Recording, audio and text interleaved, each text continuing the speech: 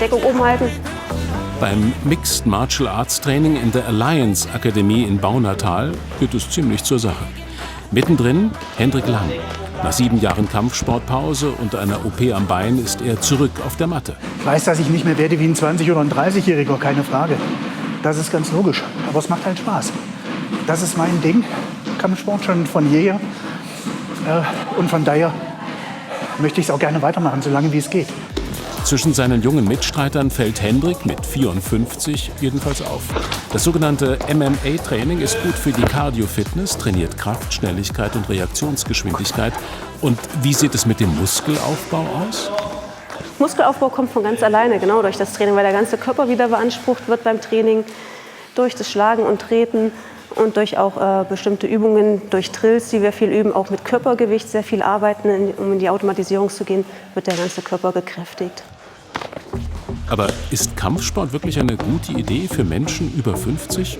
Ja, warum eigentlich nicht, sagt der Sportmediziner Dr. Olaf Topp vom Medizinischen Versorgungszentrum Kaufungen.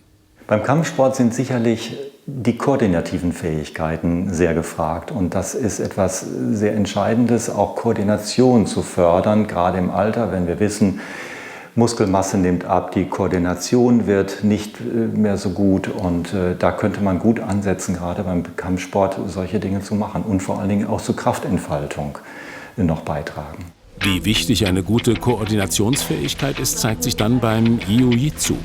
Auch hier ist Hendrik mit dabei, 2-mal die Woche. Genauso wie Marco, auch er ist über 50 und er sieht den Kampfsport als Ausgleich zu seinem Bürojob. Aber nicht nur körperlich, sondern auch geistig. Deswegen ist ja das ein Grund, warum ich Jiu-Jitsu mache.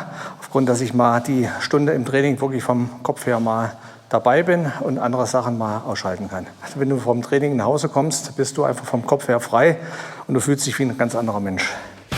Denn es ist ständig volle Konzentration gefragt. Und Trainerin Heidi Hoffmann setzt noch einen drauf. Jetzt soll mit 2 Stöcken gleichzeitig gekämpft werden.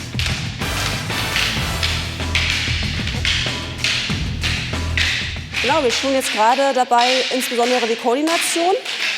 Das heißt auch beide Seiten, links und rechts, das sind Wechsel. Und das ist schon sehr anspruchsvoll. Das ist eine komplexe Abfolge, die auf jeden Fall auch Spaß macht. Sehr wichtig, ja, dass du im Kampfsport sehr konzentriert arbeitest. Wenn du das nicht machst, dann gibt es ganz schnell mal eins auf die Nase. Das merkst du recht schnell. Hält Kampfsport also nicht nur körperlich, sondern auch geistig fit? Koordinative Fähigkeiten haben auch viel was mit dem Kopf zu tun. Und es gibt tatsächlich auch Untersuchungen dazu, dass auch die mentale Leistungsfähigkeit gesteigert wird durch körperliche Aktivitäten.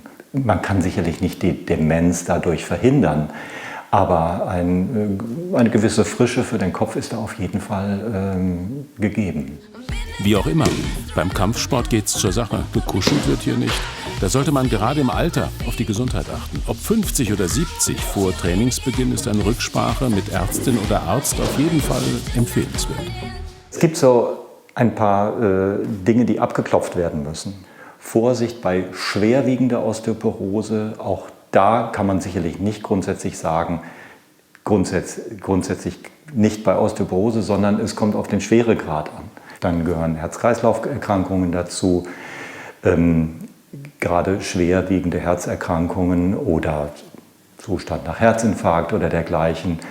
Da sollte vorher auf jeden Fall abgeklärt werden, wie gut ist die Leistungsfähigkeit und wie weit kann man auch mit erhöhten Herzfrequenzen umgehen.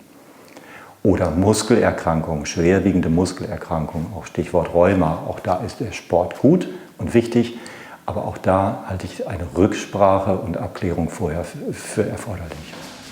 Marco und Hendrik hat das Training jedenfalls nur Vorteile gebracht. Deshalb wollen sie noch lange dabei bleiben.